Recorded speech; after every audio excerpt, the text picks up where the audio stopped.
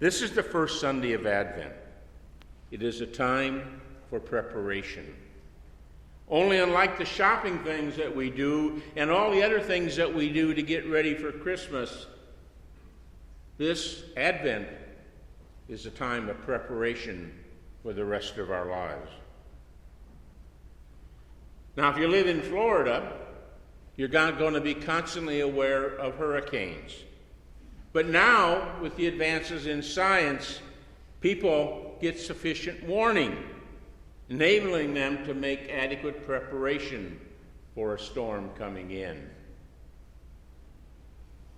But in spite of the fact that they've been warned, some of the people are always not willing to listen. And they decide to ride out the storm to see what it would be like. And needless to say, some of these daring individuals have proven no match for Mother Nature and have perished in the storm's onslaught. Evidently, there were some people in Jesus' time and in the time of Noah that sort of didn't listen to the warnings about divine intervention. They were suddenly unimpressed and unresponsive to warnings. They were too busy with things of daily life. Because of this, they were ill-prepared, and susceptible to harsh judgment. In today's gospel, believers are given fair warning. Unlike a storm which can be predicted and tracked, the Son of Man will appear unannounced and unexpected. And this requires that we live in a constant state of preparedness. Comprised of 3 parables, today's gospel reading reminds us to remain vigilant at every moment. The first parable warns against an over-preoccupation with the routine happenings of life. As it said in the gospel, eating and drinking, marrying and being married. Today, these precautions might be parties, decorations, gifts, cards, etc. We can become too preoccupied with the commercial part of Christmas. The second parable underscores the fact that Christ's coming will bring to light distinctions among people who most likely passed unnoticed. For example, 2 women grinding at the mill and 2 men working in the field. One was taken and one was left. Only when Jesus appears will the differences be known, and these will be determined and judged only by the Lord. So it befits us to evaluate our relationship with Jesus. Will our relationship with him result in us being taken or being left? The final parable in today's gospel touches the heart of everyone. No one desires a break-in in their home. Each of us guards against it with special locks, maybe a vast array of electronic devices, alarms, watchdogs, floodlights, etc. Yet at some point in our lives, without warning, Jesus said he will appear like a thief in the night. Are we ready? Have we prepared?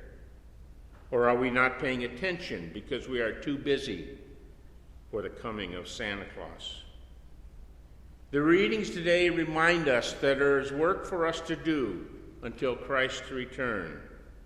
While he is gone, we do what we can to prepare for that return. Recently, I read something from 6 years ago, and I was surprised at how little things have changed since then. And here is what was said. It would be nice this year to just ignore the warning to stay awake, to overlook the command to remain diligent, to reject the request to be prepared. But it's really been a difficult year. We've seen men and women who look far too young to go to the prom, fighting battles far away from home. We've watched friends search desperately for a job, any job, and become a little older and a little more defeated with each passing day. We have seen friends become rivals over deeply held political views. And we think, wouldn't it be nice this year to spend the season of Advent simply waiting for the baby in the manger? These readings remind us that we are preparing not only for the coming of a baby, but for the unexpectedness of God. A God who chooses to work through human experience. We are invited to remember not just the moment when Jesus was born, but his ministry here on earth and the promise that he will return. And while we wait, we must be his disciples ministering with our communities. Jesus comes at Christmas. He comes in the person of the bell ringer for the Salvation Army in the front of the store. He comes in the family in the need of a home. He comes in the person confined to home, a care center, or the hospital. He comes in the endless request for charity for those in need. He comes in you. He comes in me. He comes in the least likely and the most unwelcome guest. He comes in quiet, and he comes in chaos. I don't know how many shopping days are left before Christmas, and maybe we should really not care.